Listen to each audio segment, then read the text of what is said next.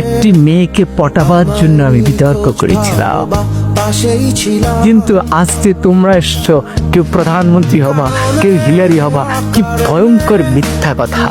একটি মেয়ের চাহনি আমাকে যে প্রেরণা দিয়েছে, সেই প্রেরণা দিয়ে রাতে 2টা পর্যন্ত পড়েছি। এই যতবার লাগবে বলে মেয়েটি ততবার পলকে পলকে আমার দিকে তাকায়। এখন আমি ঠিক বুঝতেছি না কি লাগবে কি বলে। পরে আমি একটু উত্তেজিত হয়ে 4 জনকে ডাকলাম। কি সমস্যা, কি লাগবে? আপনারা 4 জনই আমাকে ঘিরে দাঁড়িয়েছেন আমার জানালার সামনে।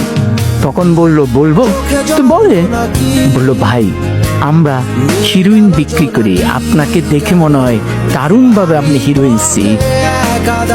ফলে যে মেয়েটির কাছে আমি এয়ারপোর্টের সামনে নায়ক হয়ে উঠলাম, আখাউড়ায় হয়ে গেলাম হিরোইনসি, বাকি সময় আমি আর তার দিকে ভুলও তাকাইনি।